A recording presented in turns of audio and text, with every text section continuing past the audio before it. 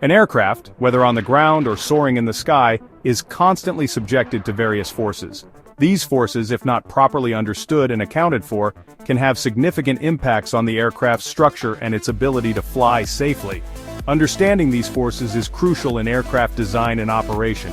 One of the primary forces acting on an aircraft is lift, which is generated by the wings as the aircraft moves through the air. Lift counteracts the force of gravity, allowing the aircraft to stay aloft. Another crucial force is drag, which acts in opposition to the aircraft's motion through the air. Drag is influenced by the aircraft's shape, size, and speed. On the ground, the aircraft's weight, due to gravity, acts downwards, pressing it against the ground. This force is supported by the landing gear, which is designed to absorb the impact of landing and distribute the weight evenly. In flight, the weight of the aircraft is still a significant factor, pulling it downwards. The engines of an aircraft generate thrust, which propels it forward. Thrust is essential for overcoming drag and achieving flight. The interaction of these forces, lift, drag, weight, and thrust, determines the aircraft's motion and stability in the air.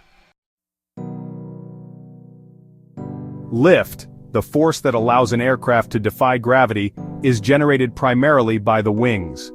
The shape of an aircraft's wings, with their curved upper surface and relatively flat lower surface, is designed to create a difference in air pressure as the aircraft moves through the air. This pressure difference results in a net upward force, which we call lift. The generation of lift also has structural implications for the wings. As lift is generated, it causes the wings to bend upwards. This bending creates compression on the upper surface of the wing, where the material is being pushed together.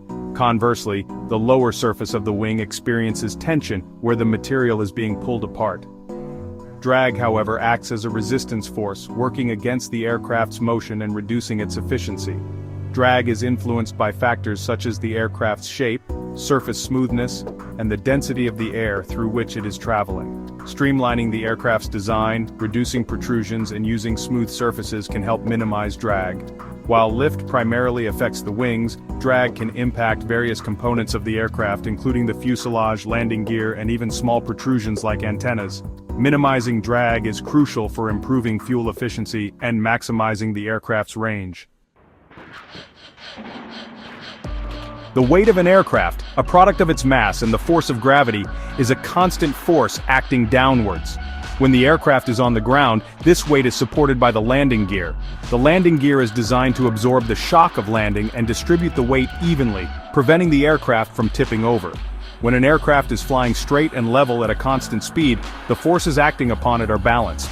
This means that the lift generated by the wings is equal to the weight of the aircraft, and the thrust produced by the engines is equal to the drag acting on the aircraft. In this state of equilibrium, the aircraft is said to be experiencing a load factor of 1g, where g represents the acceleration due to gravity. However, during maneuvers such as turns, climbs, or descents, the load factor changes. For instance, during a steep turn, the lift force needs to be greater than the weight to provide the necessary centripetal force to keep the aircraft turning in a circle. This increase in lift results in a higher load factor, which can put additional stress on the aircraft's structure. Engine failure, particularly in multi-engine aircraft, can lead to significant changes in the loads acting on the aircraft. If one engine fails, the thrust produced becomes asymmetric, meaning there is more thrust on one side of the aircraft than the other. This asymmetry can cause the aircraft to yaw or turn towards the side with the failed engine. To ensure the structural integrity of an aircraft throughout its operational life, engineers establish specific design limits.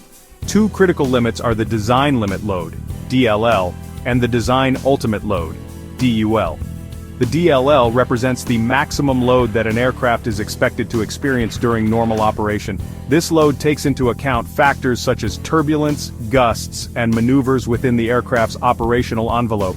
The DUL, on the other hand, represents a load that is significantly higher than the DLL.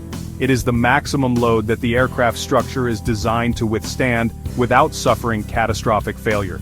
Typically, the DUL is set at 1.5 times the DLL, providing a safety margin known as the safety factor.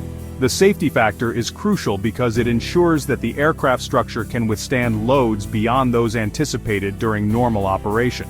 This margin of safety accounts for factors such as material fatigue, manufacturing imperfections, and unforeseen events that might subject the aircraft to higher than expected loads.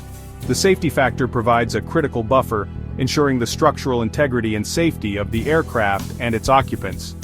In conclusion, understanding the forces acting on an aircraft and their impact on its structure is paramount in aircraft design and operation. By carefully considering factors such as lift, drag, weight, thrust, and establishing appropriate design limits and safety factors, engineers can create aircraft that are both safe and efficient.